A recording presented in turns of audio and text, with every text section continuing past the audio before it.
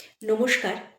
শোনানোর চেষ্টা করছি কবিগুরু রবীন্দ্রনাথ ঠাকুরের কবিতা ২ বিঘা জমি। শুধু বিঘে ২ ছিল মোর ভূমি, আর সবই গেছে ঋণে। বাবু বলিলেন, বুঝেছ পেন, এ জমি লইব কিনে। কহিলাম আমি, তুমি ভূস্বামী, ভূমির অন্ত নাই। চেয়ে দেখো, মোর আছে বড়জোর মরিবার মতো ঠাঁই। শুনি রাজা কহে, বাপু জানো তো হে করেছি বাগানখানা, পেলে ২ বিঘে প্রস্থে ও দিঘে সমান হইবে টানা, ওটা দিতে হবে। কহিলাম, তবে বক্ষে জড়িয়া পানি সজল চক্ষে, করুণ রক্ষে গরিবের ভিটে খানি। সপ্তপুরুষ যেথায় মানুষ, সে মাটি সোনার বাড়া, দৈন্যের দায় বেচিব সে মায়ে, এমনই লক্ষ্মী ছাড়া। আঁখি করি লাল রাজা ক্ষণকাল রহিল মৌন ভাবে, কহিলেন শেষে ক্রূর হাসি হেসে, আচ্ছা সে দেখা যাবে। পরে মাস দেড়ে ভিটে মাটি ছেড়ে বাহির হইল পথে, করিল ডিক্রি সকলে বিক্রি মিথ্যা দেনার ক্ষতে। এ জগতে হয় সেই বেশি চায়, আছে যার ভুরি ভুরি, রাজার হস্ত করে সমস্ত কাঙালের ধন চুরি। মনে ভাবিলাম, মোরে ভগবান রাখিবে না মোহ গর্তে, তাই লিখি দিল বিশ্ব নিখিল ২ বিঘার পরিবর্তে। সন্ন্যাসী বেশে ফিরি দেশে দেশে, হইয়া সাধুর শিষ্য, কত হেরিলাম মনোহর ধাম, কত মনোরম দৃশ্য। ভূধরে সাগরে বিজনে নগরে, যখন যেখানে ভ্রমি, তবু নিশিদিনে ভুলিতে পারিনি সেই ২ বিঘা জমি। হাটে মাঠে বাটে এই মতো কাটে বছর ১৫-১৬, একদিন শেষে ফিরিবারে দেশে বড়ই বাসনা হলো। নমো নমো নমো সুন্দরী মম জননী বঙ্গভূমি, গঙ্গার তীর স্নিগ্ধ সমীর, জীবন জুড়ালে তুমি। অবারিত মাঠ গগন ললাট চুমে তব পদধূলি, ছায়া সুনিবিড় শান্তির নীড়, ছোট ছোট গ্রামগুলি। পল্লব ঘেরা আম্র কানন, রাখালের খেলা গেহ, স্তব্ধ অতল দিঘি কালো জল, নিশীথ শীতল স্নেহ। বুক ভরা মধু বঙ্গের বধূ, জল লয়ে যায় ঘরে, মা বলিতে প্রাণ করে আনচান, চোখে আসে জল ভরে। ২ দিন পরে দ্বিতীয় প্রহরে প্রবেশিনু নিজ গ্রামে, কুমোরের বাড়ি দক্ষিণে ছাড়ি, রথতলা করি বামে, রাখি হাট খোলা নন্দীর গোলা, মন্দির করি পাছে, ত্রিশাতুর শেষে পৌঁছিনু এসে আমার বাড়ির কাছে।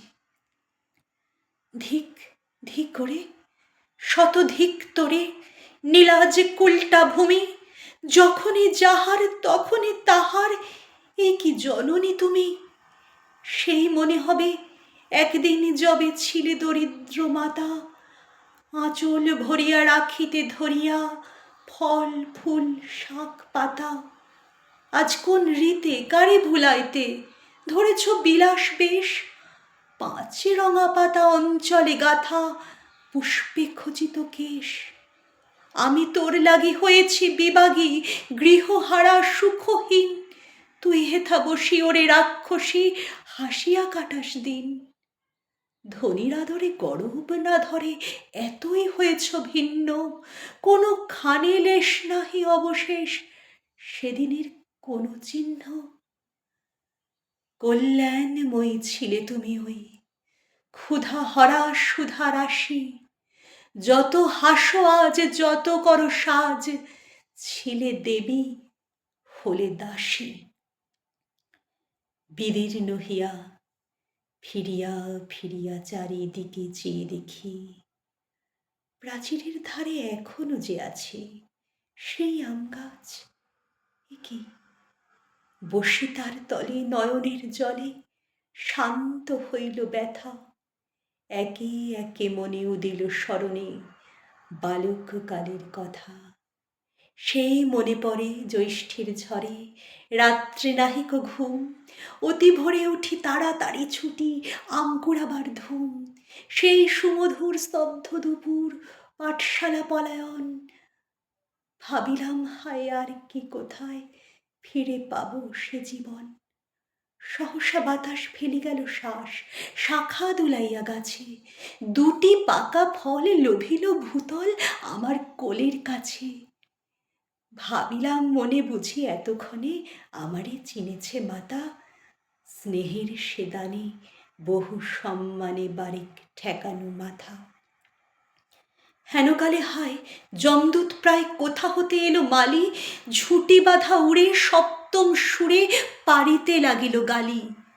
কহিলাম তবে আমি তো নীরবে দিয়েছি আমার সব, দুটি ফল তার করি অধিকার, এত তারি কলরব। চিনিল না মোরে, নিয়ে গেল ধরে কাঁধে তুলি লাঠি গাছ। বাবু ছিপ হাতে পারিষদ সাথে ধরিতেছিলেন মাছ। শুনি বিবরণ, ক্রোধে তিনি কন মারিয়া করিব খুন। বাবু যত বলে পারিষদ দলে বলে তার শতগুণ। আমি কহিলাম শুধু দুটি আম, ভিখ মাগি মহাশয়। বাবু কহে হেসে বেটা সাধু বেশে পাকা চোর অতিশয়। আমি শুনে হাসি, আঁখি জলে ভাসি। এই ছিল মোর ঘটে। তুমি মহারাজ সাধু হলে আজ, আমি আজ চোর বটে।